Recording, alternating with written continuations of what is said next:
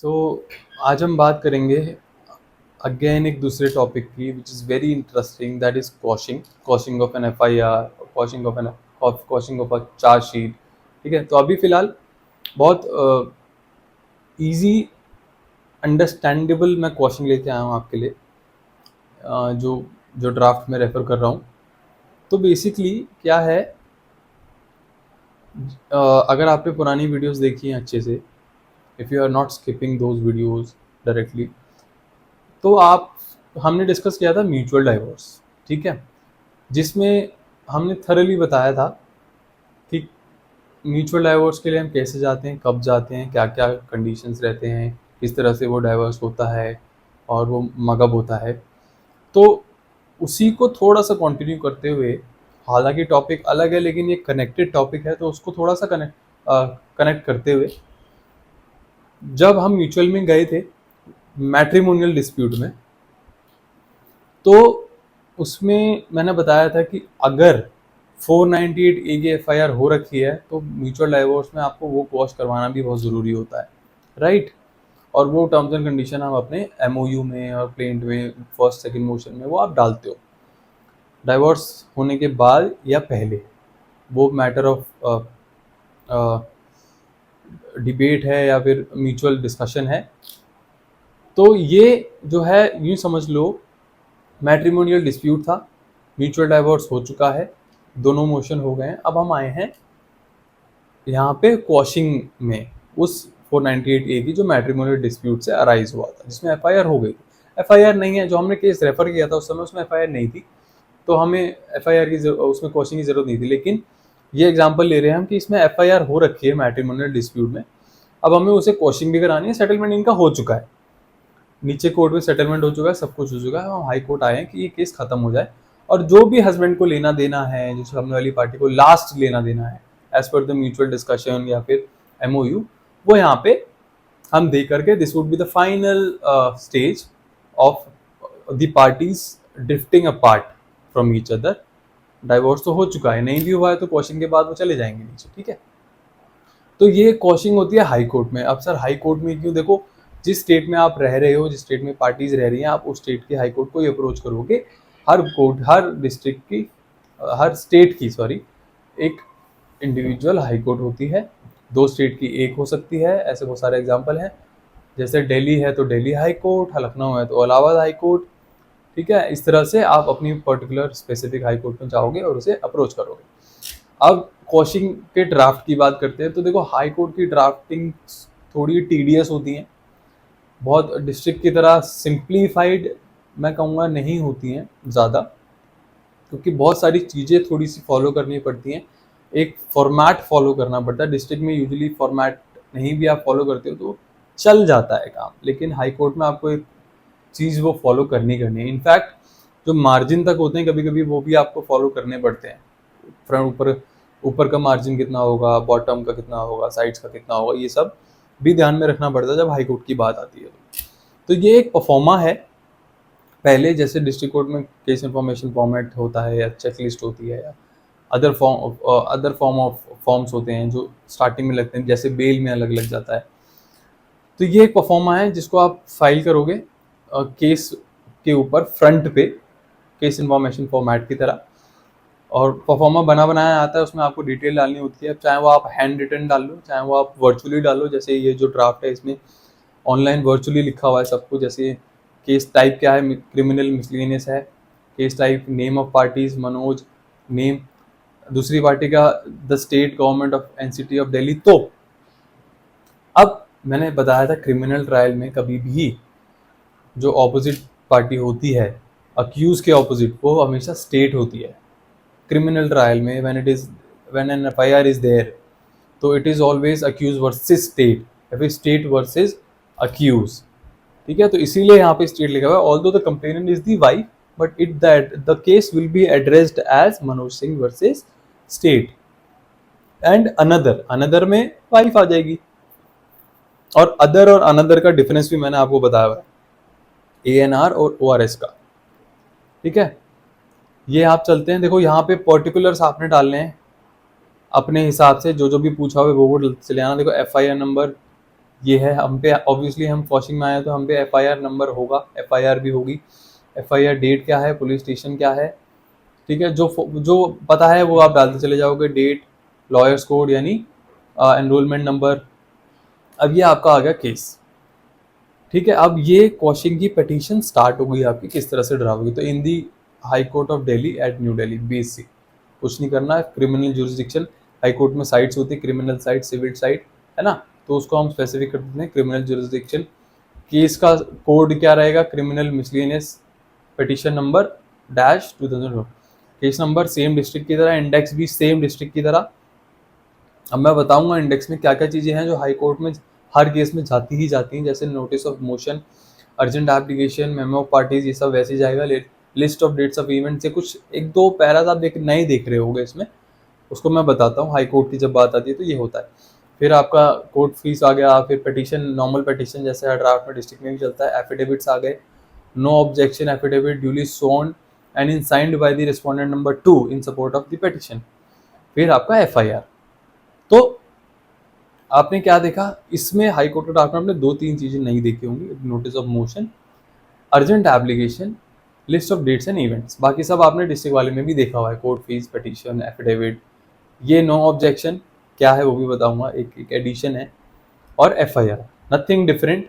ये मत सोचना कि हाई कोर्ट का ड्राफ्ट है तो सर ये इसमें अलग, बहुत ज़्यादा अलग होगा, बहुत डिफरेंट होगा, नहीं, बहुत ज़्यादा कुछ नहीं है।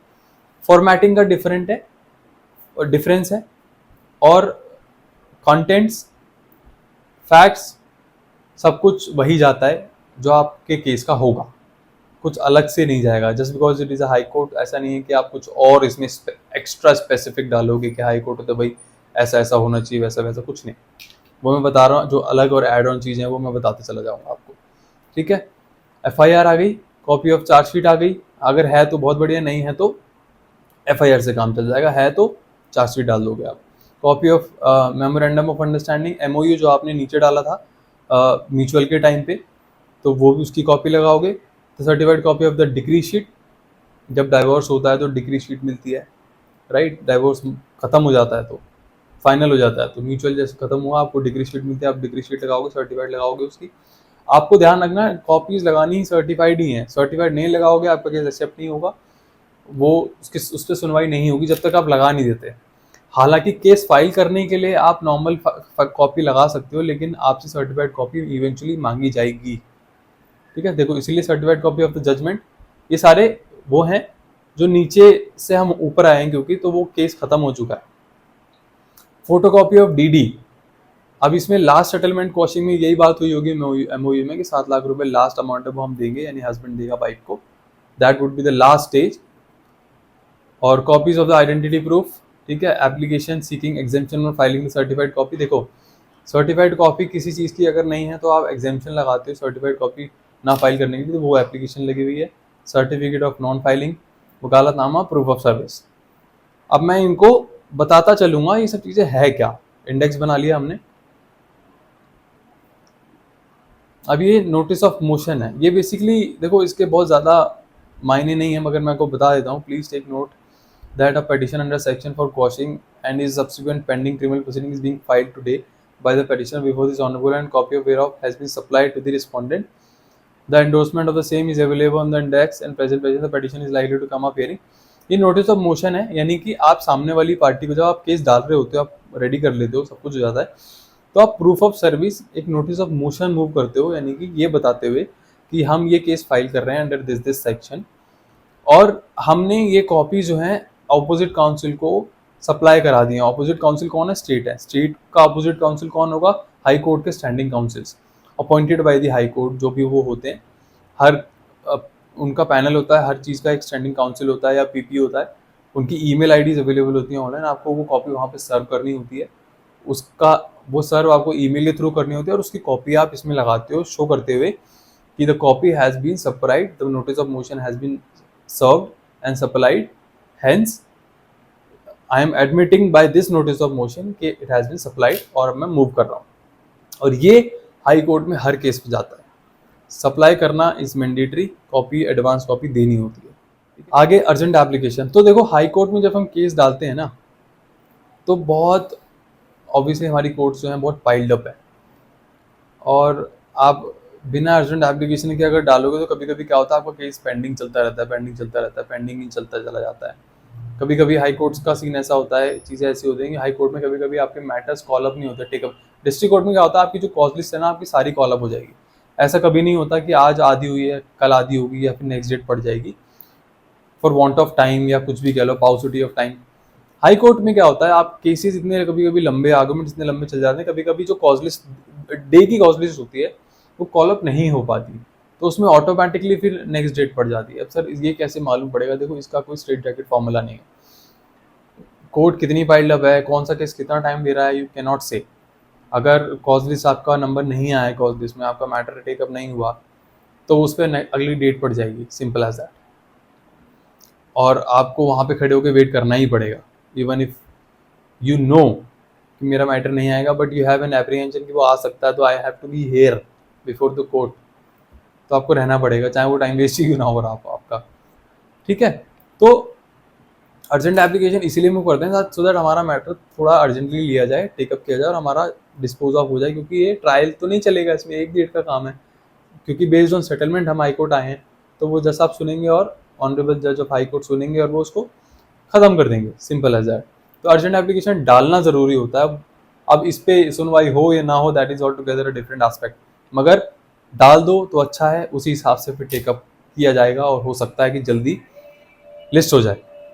तो इसमें कुछ नहीं है, अर्जेंट एप्लीकेशन रजिस्ट्रार को एड्रेस होती है। हाई कोर्ट में रजिस्ट्रार जो हैं, जो करता धरता जो होते हैं वो रजिस्ट्रार होते हैं। जैसे नीचे डिस्ट्रिक्ट कोर्ट में जो रीडर हैं, जो लेफ्ट हैंड होते हैं जज के, वो होते हैं, ऊपर रजिस्ट्रार होते हैं जो सारा देख रेख करते हैं। ठीक है, kindly treat the accompanying question petition as an urgent application.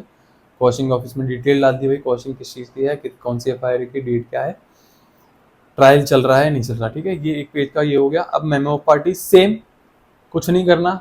Parties कौन कौन है? मनोज सिंह, मनजीत सिंह, वीरेंद्र कौर, ये वो पार्टीज हैं, यानी ये अक्यूज हैं जो अपनी एफआईआर को क्वॉश करवाने के लिए हाई कोर्ट आए हैं, based on the settlement that has taken place before the district court, यानी लोअर कोर्ट। ठीक है, और वर्सेस स्टेट। अब स्टेट में कौन? वर्सेस में स्टेट आ गया, एनसीटी ऑफ दिल्ली, और ये सेकंड है जो है वाइफ। तो अब आप देखोगे कि इसमें सर XXX ये हाइड क्यों करा गया, तो देखो ये कॉन्फिडेंशियल मैटर्स माने जाते हैं, मैट्रिमोनियल मैटर्स और रेप मैटर्स और ये छेड़छाड़ वाले मैटर्स, टीजिंग वाले मैटर्स, इनको बहुत डेलिकेट और कॉन्फिडेंशियल माना जाता है, तो इसलिए इन डिटेल्स को नहीं शो किया जाता, इनको हाइड करके ही आप फाइल, अगर आप नहीं करोगे ना तो इसमें ऑब्जेक्शन आ जाएगा, आपका मैटर टेकअप नहीं होगा अनलेस यू डू दिस। आगे चलते हैं। मेमो पार्टीज बिल्कुल उसी तरह। आप list of dates and events, ये एक नया देख रहे होगे आप, डिस्ट्रिक्ट कोर्ट्स में नहीं होता। हालांकि ये प्रैक्टिस आप डिस्ट्रिक्ट कोर्ट में भी यूज कर सकते हो, देयर इज कोई आपको रोक नहीं रहा, लेकिन ये होती नहीं है। ये हाई कोर्ट की मैंडेट है कि आप एक list of date of events डालोगे for better understanding of this honourable court. अब देखो, डिस्ट्रिक्ट कोर्ट की practice is altogether different than high court than supreme court. ठीक है, तीनों का अलग अलग वे ऑफ प्रैक्टिस है, अलग अलग प्रोसीजर है, अलग अलग फाइलिंग एस्पेक्ट्स है, अलग अलग रूल्स हैं, तो वो फॉलो करना पड़ता है। आप ये तो बिल्कुल मत सोच के चलना कि आपको डिस्ट्रिक्ट कोर्ट की प्रैक्टिस अगर आ गई तो आप हाई कोर्ट की प्रैक्टिस भी ईजिली कर लोगे। ईजिली नहीं कर लोगे, आपको हाई कोर्ट जाना पड़ेगा, काम सीखना पड़ेगा, तब आपको समझ आएगा हाई कोर्ट किस तरह से वर्क करता है। दोनों ही चीज़ें बहुत अलग है, तीनों इनफैक्ट अलग हैं एक दूसरे से। अब list of dates of events में आपको उसी टाइटल से ही समझ आ गया होगा कि हमें एक list of dates of event देना है कि कौन सी तारीख को कैसे कैसे और क्या क्या हुआ, पैरा वाइज बेटर अंडरस्टैंडिंग के लिए। जैसे 23/10 को क्या हुआ, पार्टीज की शादी हुई। 11/10 को क्या हुआ, CW शहर में पार्टी ने केस डाल दिया, उससे FIR रजिस्टर हो गई। 23/8 को चार्जशीट आ गई। 31/7 को पार्टीज ने MOU कर लिया। तो ये कुछ नहीं कर रहे हैं हम, इवेंट्स को डेट वाइज करके हम बता रहे हैं। जैसे आपको फिर 29/8 को हमने B1 डाल दिया, 29/11 को B2 डाल दिया। इजी, कुछ नहीं करा, सेग्रेट कर दिया, डेट वाइज बता दिया कि इस डेट को ये हमारे साथ हुआ, हमने ये किया। हेंस हमारी पिटीशन, कोर्ट फीस लगा दी 100 रुपये की, जो भी उस समय पर्टिकुलर टाइम पे जो भी चल रहा होगा, जितनी भी लगेगी वो आप लगा दोगे। ठीक है, अब आ जाओ आगे, इन द मैटर, अभी हमारी पिटीशन स्टार्ट होगी फॉर क्वॉशिंग की। ठीक है, अभी क्योंकि ये अक्यूजेंट सारे, तो ये पार्टी बनेंगे ऑफ कोर्स स्टेट, और जो वाइफ हैं वो बनी पार्टी रिस्पोंडेंट। और वो सर रिस्पोंडेंट क्यों बनी, क्योंकि हम क्वॉशिंग, बीइंग एन अक्यूज, हम क्वॉशिंग लेके जा रहे हैं, तो पेटिशनर हम हुए और वो रिस्पोंडेंट हुए। ठीक है, although it is mutual terms जिनकी वजह से हम क्वॉशिंग में आए। तो ठीक है, अब आप वैसे ही जैसे हर केस में जाता है, पेटिशन अंडर सेक्शन 528 ऑफ भारतीय नागरिक सुरक्षा संहिता 2023 फॉर क्वॉशिंग, ये डाला। उसके बाद हमारा हमने पेटिशन स्टार्ट कर दिया।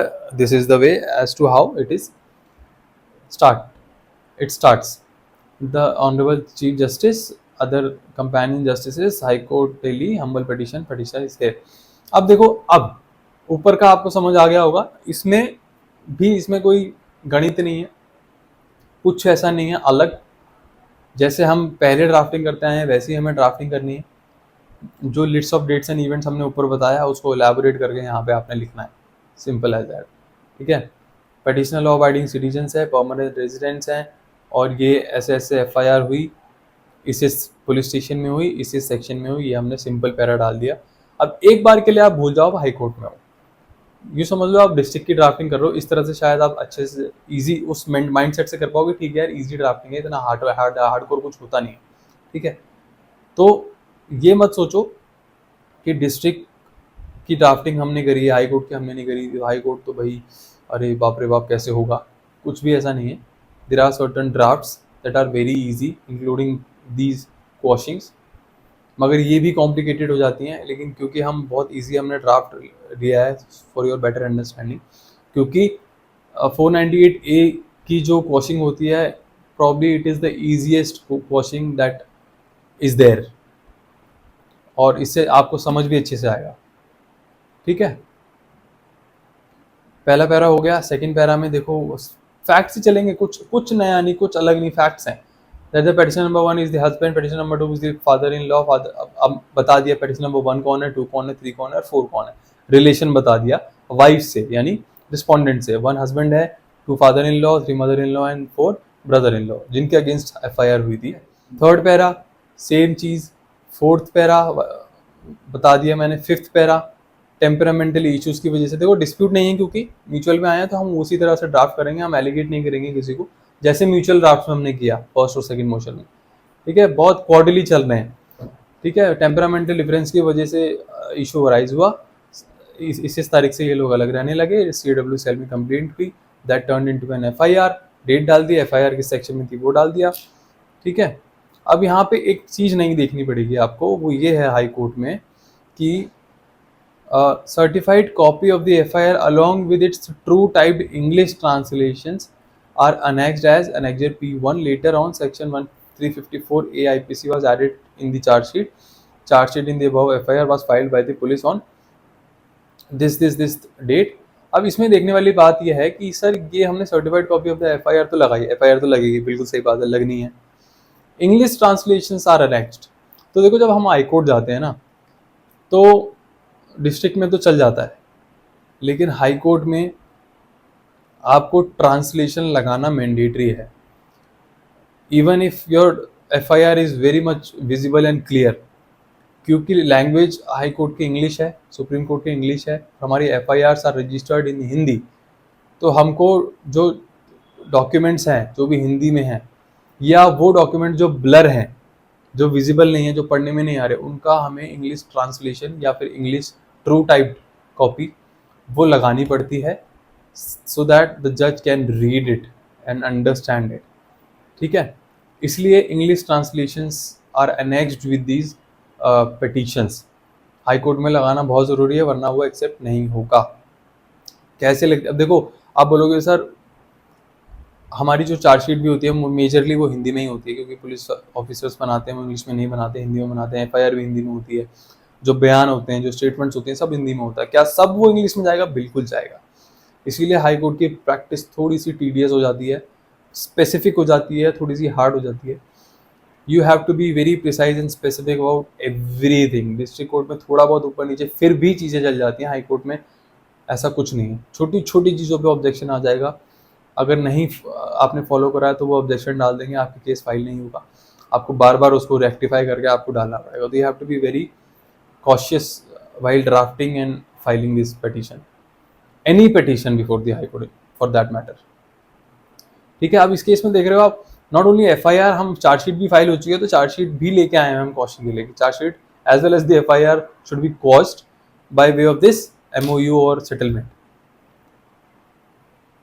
ठीक है, criminal proceeding FIR currently pending trial, हम बता रहे हैं कि जो नीचे ट्रायल कोर्ट चल रहा है, जो चार्जशीट फाइल होगी वहाँ किस स्टेज पे है, किसके आगे चल रहा है, किस लिए फिक्स्ड है, कब होगा। ठीक है, copy of the chargesheet file by the IO of the case FIR along the true typed copy as well as in English of relevant portion of the charges are annexed. ठीक है, तो FIR का भी English translation लगाया, chargesheet का भी relevant portion लगा दिया, जो स्टेटमेंट्स हैं या जो भी चीज़ें हैं, जो इंपॉर्टेंट चीज़ें हैं, पूरी चार्जशीट नहीं बट इंपॉर्टेंट चीज़ें वो लगा दी।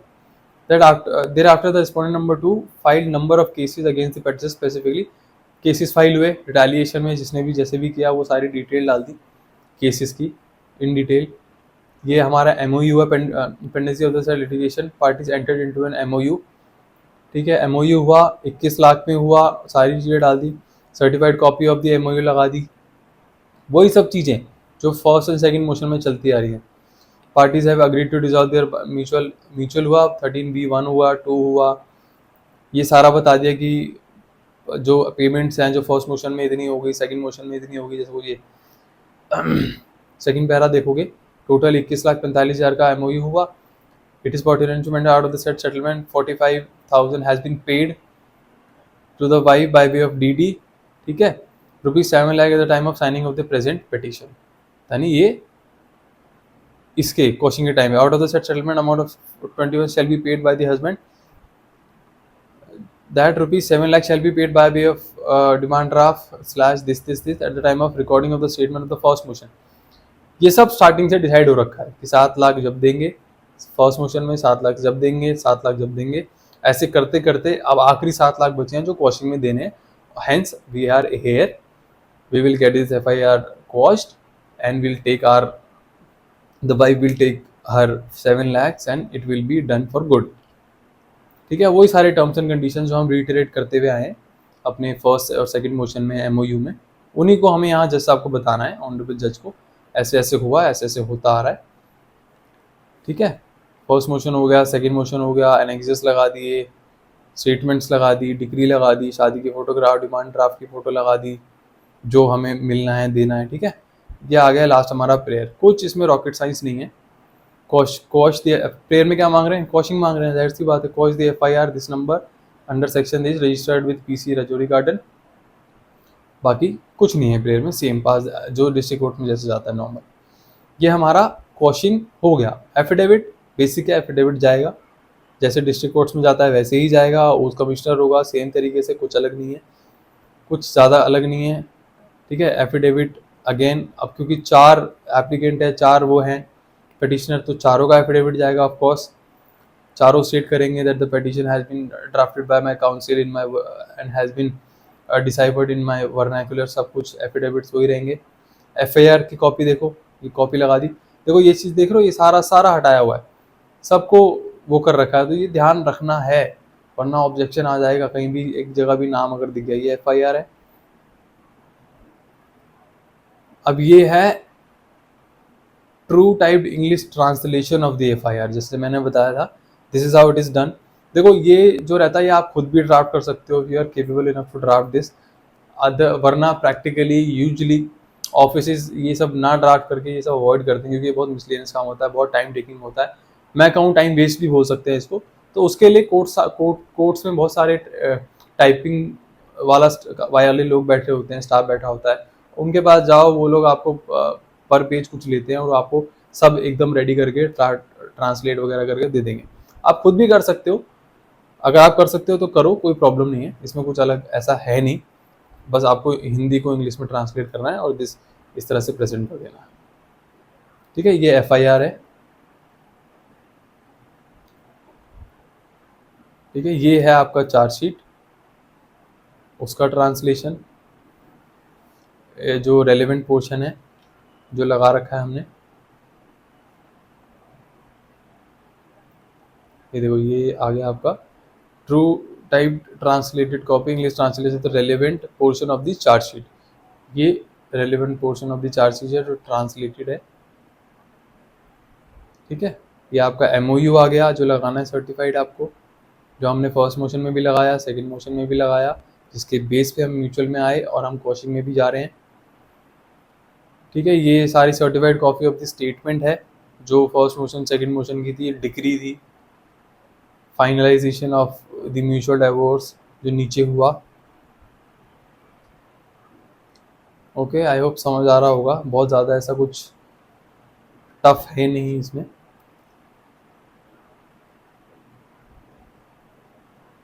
आगे चलते हैं, ये सारी सर्टिफाइड कॉपीज़ है। ये देखो ये जो 7 लाख का जो फाइनल चेक है जो मिलना है उसकी कॉपी लगा दिया हाई कोर्ट में।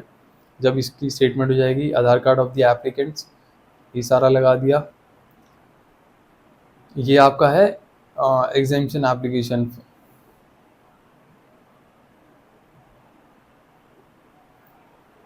that the applicant is a petition number 1 in the caption matter filed for quashing of the FIR together with proceeding emanating therefrom craves leave for Honorable High Court to refer and rely contents of the said petition as an integral part of this application, that the applicant's petitioner herein filed the certified copy and 2 type copy of the annexures since some of them were not readily available in certified form and are annexure containing dim impression।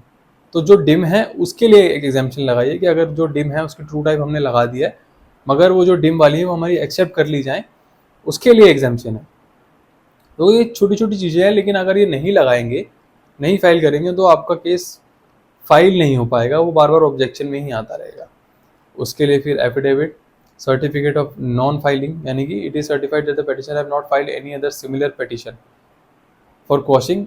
आपको ये भी बताना है कि पहले कोई file ना हुई है तो उसके बारे में भी आप लिखोगे, बताओगे। नहीं हुई है, फर्स्ट टाइम है, तो वो उसका आपको अंडरटेकिंग देना एक तरह से कि ये it is brought before the court for the first time for quashing. ये एक सर्टिफिकेट है वो। लास्टली आपका वकालतनामा हर केस की तरह, और लास्ट में ये जिसकी मैं बात कर रहा था, नोटिस ऑफ मोशन यानी प्रूफ ऑफ सर्विस। ये वो है प्रूफ ऑफ सर्विस जो आपको एडवांस कॉपी देनी होती है सामने वाली पार्टी को, और उनको बताना होता है कि this case has been filed, the copy has been supplied to you. ये जो काउंसिल्स को जाती है, हाई कोर्ट सुप्रीम कोर्ट में काउंसिल्स होते हैं, वेबसाइट्स पे अवेलेबल होते हैं, आप उनको मेल करना होता है, उसका प्रिंट लेके उसको लगाना होता है एज प्रूफ ऑफ सर्विस कि it has been already supplied in advance to the opposite party state, hence this petition is being filed. तो जैसे ही आपका ये फाइल होगा हाई कोर्ट में ऑनलाइन, अगर कोई ऑब्जेक्शन आया तो उसको आप रेक्टिफाई करके दोबारा फाइल करोगे, नहीं आया तो आपका ये लिस्ट हो जाएगा। लिस्टिंग हाई कोर्ट में नहीं कह सकते कब होगी, क्या हो सकती है, कि अंदाज़ा लगा सकते हैं आप, लेकिन हाई कोर्ट क्योंकि बहुत पाइल्ड अप होते हैं तो आप अकॉर्डिंगली वो लिस्ट होता है मैटर। जब भी लिस्ट होगा हाई कोर्ट में आप जाओगे, जज साहब आपसे पूछेंगे क्या है क्या नहीं है, वैसे वो बहुत कॉम्पिटेंट होते हैं, पढ़ के आते हैं मैटर्स को, तो वो आपका सुनेंगे, समझेंगे, आपका जो भी डीडी जो ट्रांसलेट वगैरह करना वो लेना देना होगा वो आप तुरंत वहाँ पे एक्सचेंज कर दोगे, या पहले करके ले गए तो बहुत बढ़िया बात है। और वो फिर वो आपका केस वहाँ ख़त्म हो जाएगा। जज विल पास दी ऑर्डर, जो आपको 4 या 5 बजे के बाद आप वेबसाइट पे अवेलेबल मिल जाएगा। आपको देख सकते हो that the FIR has been finally quashed. फिर दोनों पार्टीज अपने अपने रास्ते। तो आपका ये जो है क्वॉशिंग समझ लो हो गई, या यूँ समझ लो आपका मैट्रिमोनियल डिस्प्यूट फाइनलिटी पे आ गया और आपका खत्म हो गया। डाइवोर्स बेशक आपका हो गया फर्स्ट सेकंड मोशन, लेकिन जो अक्यूज पार्टी है वो अटक के रह जाती है FIR में। तो इस तरह से दोनों पार्टीज फ्री हो जाती हैं, तो फिर वो अपने घर और वो अपने घर, चीज़ें खत्म। क्वॉशिंग में आपको ये ध्यान रखना है, ये तो था मैट्रिमोनियल का जो मैंने बताया। क्वॉशिंग जो है वो किसी भी केस में फाइल हो सकती है। 138 के केसेस भी इनफैक्ट जो होते हैं वो भी क्वॉशिंग में क्वॉश हो सकते हैं, अगर वो सही नहीं है, गलत फाइल है, या पार्टी किसी को ऐसी पार्टी को पार्टी बना दिया है जिसका कोई लेना देना नहीं है, या चेक पे साइन नहीं है, इन्वॉल्वमेंट नहीं है। और ऐसे क्रिमिनल केसेस में जहां आपको लगता है, even if there is no settlement in cases, जहां आपको लगता है, चाहे वो रेप केस हो, चाहे वो मर्डर केस हो, चाहे वो कोई भी केस हो, व्हाट्सोएवर इट इज, आपको लगता है आपका रोल नहीं है, आपके फेवर में बहुत सारी चीज़ें हैं, आपका नाम FIR में नहीं है, या लकूनाज लूप होल्स ऐसे हैं कि आपको लगता है बहुत स्ट्रांग मेरा केस है, मैं हाई कोर्ट जाऊंगा तो शायद मेरा केस क्वॉश हो सकता है, मुझे वहां से हटाया जा सकता है, कुछ भी हो सकता है, तो आप उसको लेकर के भी हाई कोर्ट में जा सकते हो और वो क्वॉशिंग की एप्लीकेशन लगा सकते हो based on those grounds that you think can substantiate your quashing petition, और वो पेश करके उस पर हियरिंग हो सकती है, और हो सकता है कि आप क्वॉशिंग के थ्रू आपको उस केस से ही निकाल दिया जाए, वो केस क्वॉश ही हो जाए अगर ग्राउंड्स आर देयर। ठीक है, तो एफआईआर सोलली एफआईआर भी क्वॉश हो सकती है, एफआईआर नहीं क्वॉश हो रही या आप नहीं गए एफआईआर में तो चार्जशीट का वेट करते हो, चार्जशीट में आपकी चीज़ें और क्लैरिटी हो जाती है, क्लियर हो जाती है कि भाई आपका कितना रोल चार्जशीट में दिखाया है, नहीं दिखाया है या नहीं है, तो उस बेसिस पे भी आप चार्जशीट को भी लेके जा सकते हो हाई कोर्ट में, उसको चैलेंज कर सकते हो और क्वॉश करवा सकते हो, जैसे इस केस में भी हुआ। तो क्वॉशिंग सिर्फ इन्हीं केसेस में नहीं, हर केस में अप्लाई हो सकती है। अब वो अलाउ हो रही है या नहीं हो रही, that is a matter of trial end of the जज, बेसिकली उनका डिस्क्रिप्शन है, उनको समझ आता तो करेंगे, नहीं करेंगे, वरना वो नहीं करते तो वापस से वो नीचे आ जाएगा, ट्रायल आपका जैसे चलता है वैसा चलेगा। तो दिस इज अनदर टॉपिक, हमने जो ख़त्म करा बहुत इंपॉर्टेंट टॉपिक था। आई होप आपको समझ आ गया हो, और हम नेक्स्ट अगले टॉपिक में मिलेंगे, और मेजर हम टॉपिक्स मुझे लगता है हम कवर कर चुके हैं, और आई होप आपको इस समझ आ रही हो, वीडियो नहीं आ रही होंगी तो आप इसको दोबारा पढ़ना, मैंने पूरी कोशिश करी है इनको समझाने की बहुत डिटेल में, एक बार में नहीं आएगा, 2 बार देखो 3 बार देखो, लेकिन समझ ज़रूर आएगा, आई एम प्रीटी श्योर। ठीक है, तो this is question for today.